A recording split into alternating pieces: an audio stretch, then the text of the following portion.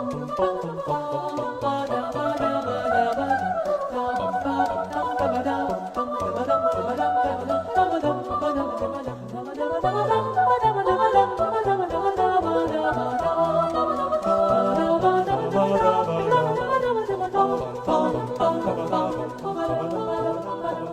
et bienvenue à La Bible nous enseigne. En fait, c'est la toute première vidéo que nous faisons sous cette bannière. Je me présente, mon nom est Daniel Durand et je suis pasteur de l'Église réformée baptiste de Drummondville. Dans cette première vidéo, on va regarder la question « Le développement du leadership à la lumière des Écritures ». Le développement du leadership est une philosophie qui s'est introduite dans l'Église chrétienne au point où elle est pratiquement considérée comme une norme, de sorte que je risque de naviguer à contre-courant. Cette philosophie ne s'est pas seulement installée dans nombre d'églises locales, on l'entend dans les camps chrétiens et même dans certains séminaires et certaines facultés de théologie. Nous devons savoir qu'il s'agit d'une philosophie entrepreneuriale, c'est-à-dire du monde des entreprises, des industries. Et nous verrons, dans le cadre de cette vidéo, nous verrons les points suivants. Devrions-nous inviter les gens à développer leur leadership? Deuxième point, l'attitude qui devrait plutôt être développée. Et troisième point, le leadership tel qu'établi par Dieu. Donc, le premier point, devrions-nous inviter les gens à développer leur leadership?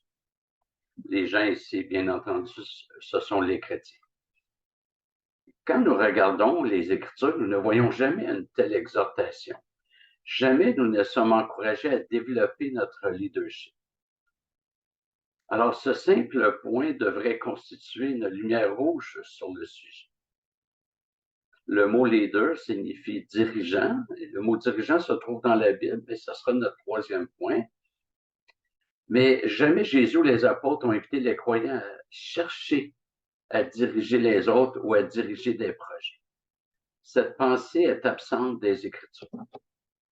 Ce que nous voyons, c'est que c'est l'Église qui va voir, qui va reconnaître ceux qui ont des aptitudes pour bien diriger. Excusez-moi. Le deuxième point est l'attitude qui devrait plutôt être développée. S'il n'y a aucune exhortation à développer son leadership, il y en a plusieurs à servir, à s'humilier. Par exemple, Romains 12, 11, servez le Seigneur.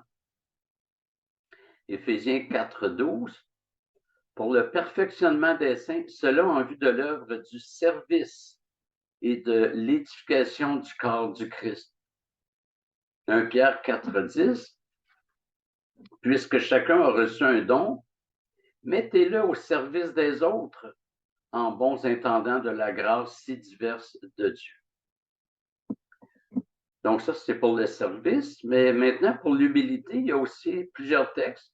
J'en ai retenu deux qui sont assez semblables. Jacques 4, verset 10. Humiliez-vous devant le Seigneur et il vous élèvera. Et 1 Pierre 5, verset 6. Humiliez-vous donc sous la puissante main de Dieu afin qu'il vous élève en temps voulu.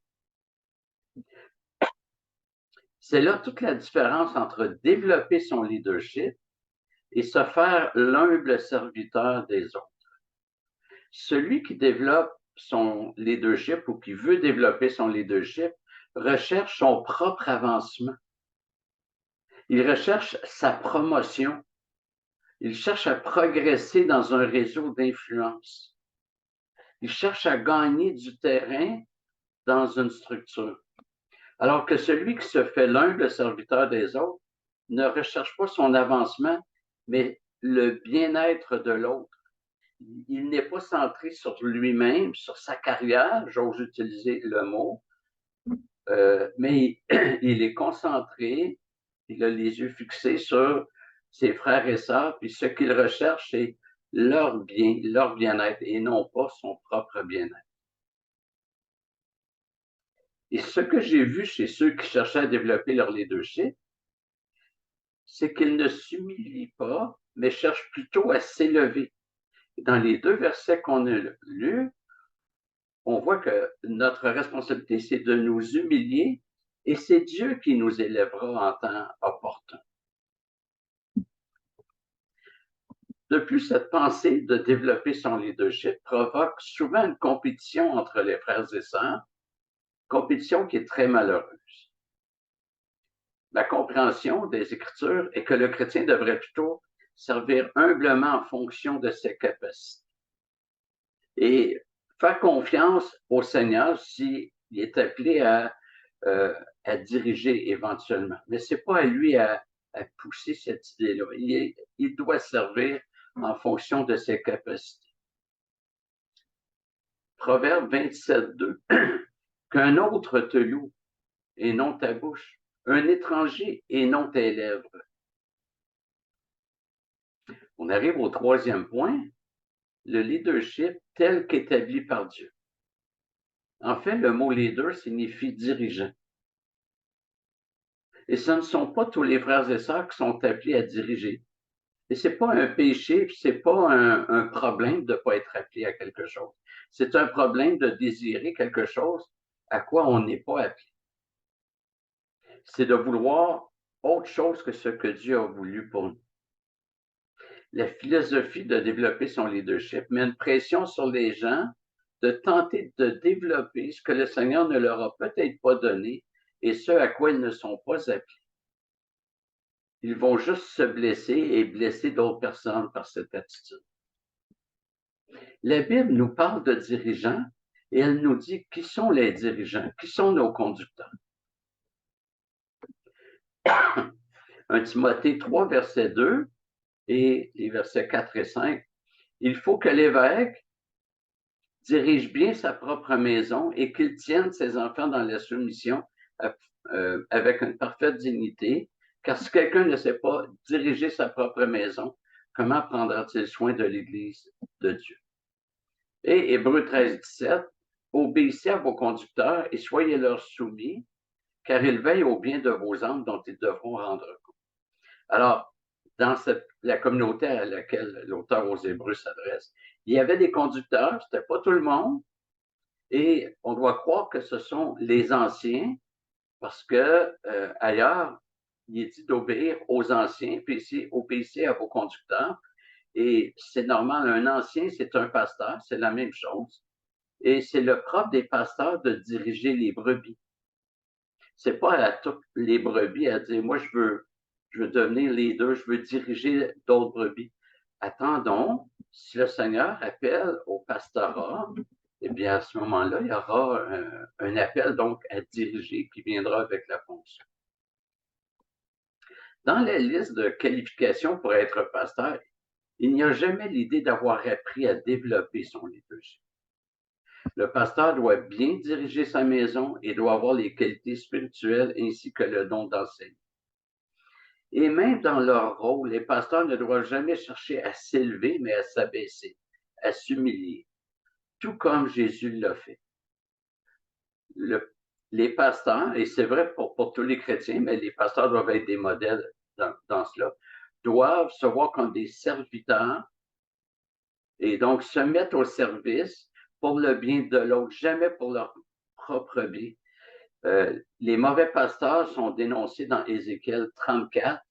Ce sont ceux qui cherchent leur propre bien, non le bien de leur brebis. Les apôtres se voyaient comme des serviteurs. Alors, il y a plusieurs textes, mais j'en donne juste un. Acte 4, 29. Et maintenant, Seigneur, sois attentif à leurs menaces et donne à tes serviteurs d'annoncer ta parole en toute assurance.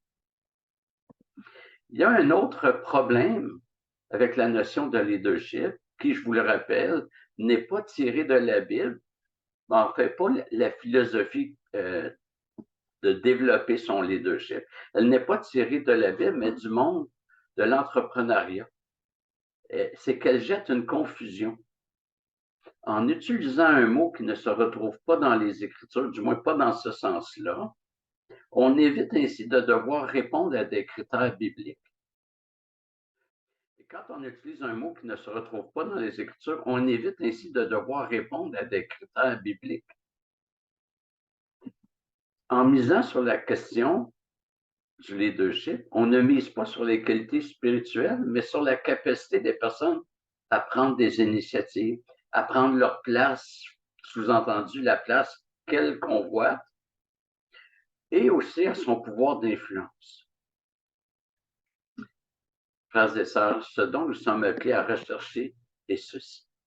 Et Philippiens 2, 5 à 9 nous dit « Ayez en vous la pensée qui est en Christ Jésus. Lui dont la condition était celle de Dieu, il n'a pas estimé comme une proie arrachée d'être égal avec Dieu, mais il s'est dépouillé lui-même en prenant la condition d'esclave, en devenant semblable aux hommes. Après s'être trouvé dans la situation d'un homme, il s'est humilié lui-même en devenant obéissant jusqu'à la mort la mort sur la croix.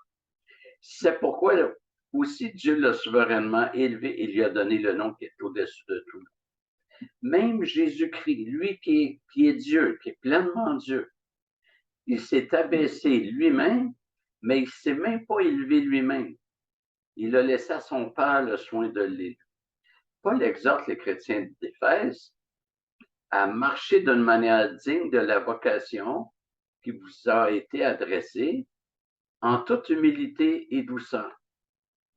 Alors, frères et sœurs, soyons les imitateurs de Jésus-Christ et non de ceux qui cherchent à s'élever comme le prône la philosophie entrepreneuriale. Jésus est doux et humble de cœur, il s'est abaissé, il s'est mis au service de son Église afin de servir son Père. Si vous avez des questions, des commentaires, vous pouvez m'écrire, ça me fera plaisir, alors que le Seigneur vous bénisse.